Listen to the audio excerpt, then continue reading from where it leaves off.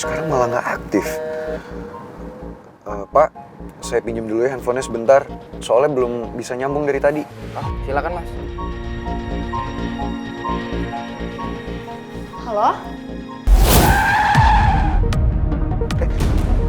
Halo?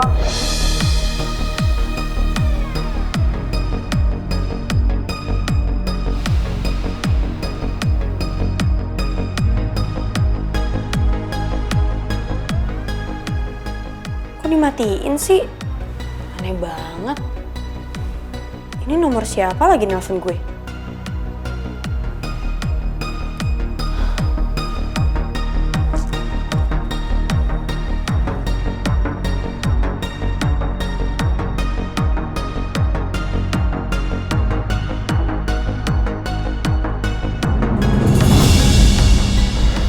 Naomi.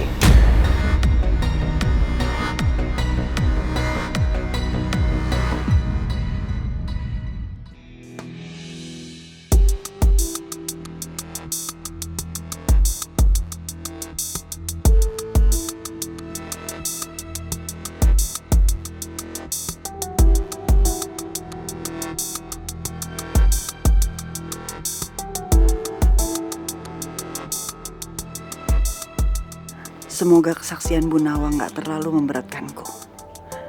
Aku gak bisa bayangin gimana hidup Rizky kalau aku harus mendekam lama di penjara. Aku sangat berharap Bu Nawang mau kasih aku sedikit ampunan. Dulu aku memang gak berpikir panjang.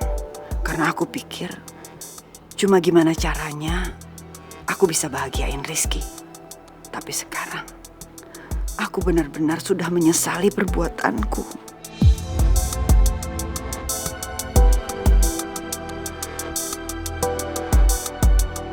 Gue gak tega liat Rizky harus nyaksiin mamanya di sidang kayak gini. Perasaan Rizky sekarang pasti hancur banget. Saudari saksi,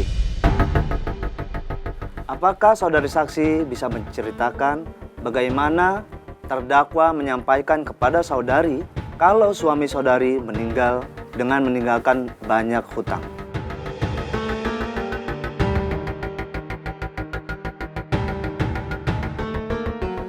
Baik, Pak. Jadi waktu itu, saya dapat telepon dari Ibu Lydia. Dia mengatakan kalau suami saya kena serangan jantung.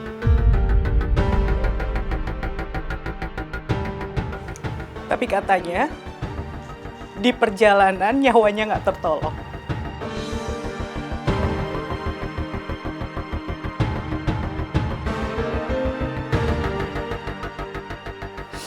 Dan waktu saya berkabung di samping jenazah suami saya, Pak, Ibu Lydia datang memberitahu saya kalau semua aset perusahaan, aset suami saya disita oleh bank karena utang perusahaan terlalu besar.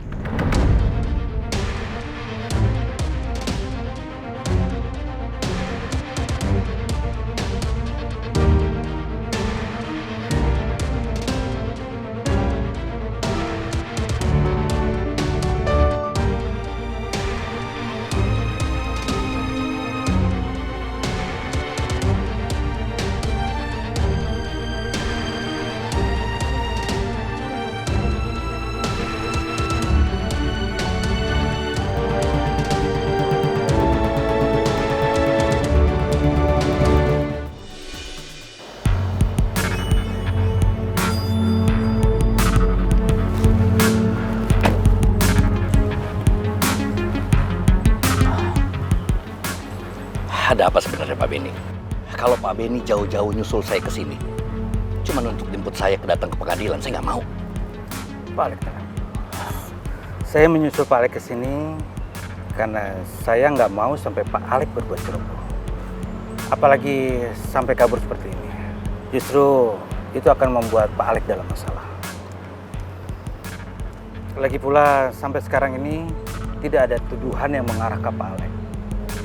Penyidik tidak menemukan kalau Pak Alek ada hubungan dengan Bu Lydia.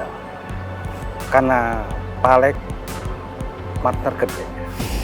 Mungkin sampai saat ini posisiku masih aman. Karena semua bukti sudah aku lenyapkan.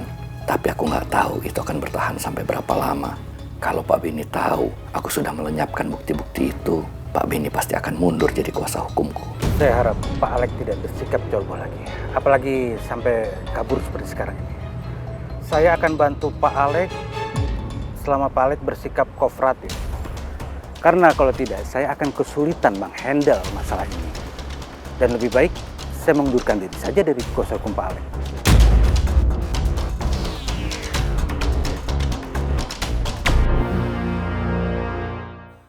Kemudian saya menemukan hasil general check up suami saya, Pak.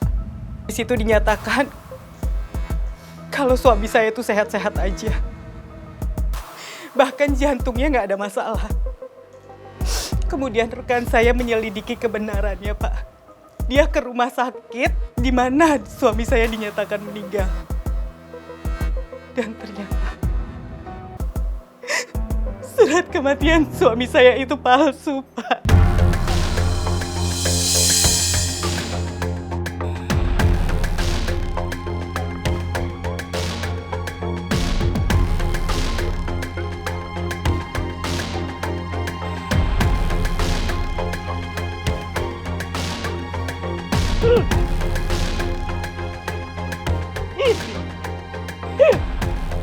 Lydia, kenapa kamu tega melakukan semua itu? Kamu tahu kan saat itu saya baru melahirkan putri. Kamu itu juga seorang ibu, Lydia. Demi harta kamu tega bohong. Dan kamu buat semua surat palsu. Kamu benar-benar serakah, Lydia. Kamu gak punya hati. Kamu.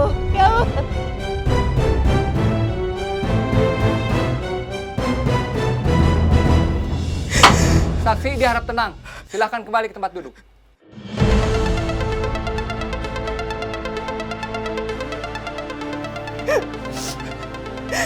Maafin saya yang mulia. Tapi saya nggak bisa melanjutkan semua ini. Saya nggak bisa. Setiap saya ingat kejadian itu, dada saya sakit.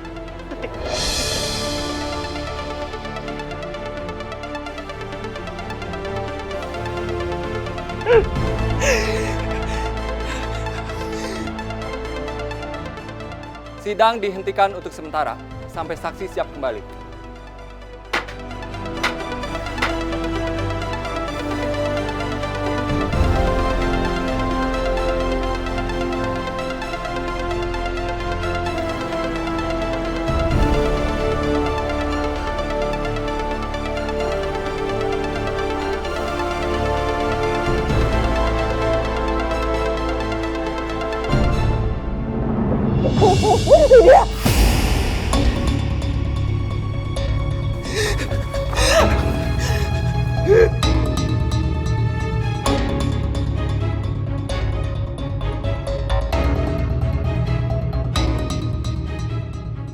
Ayo, Mas.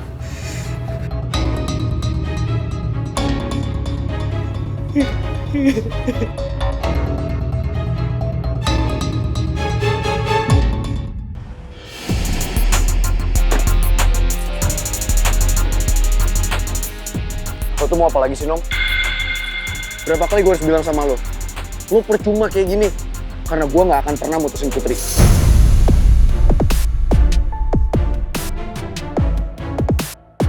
Berapa kali sih gue harus ngingetin sama lo? Ancaman gue tuh gak pernah main-main.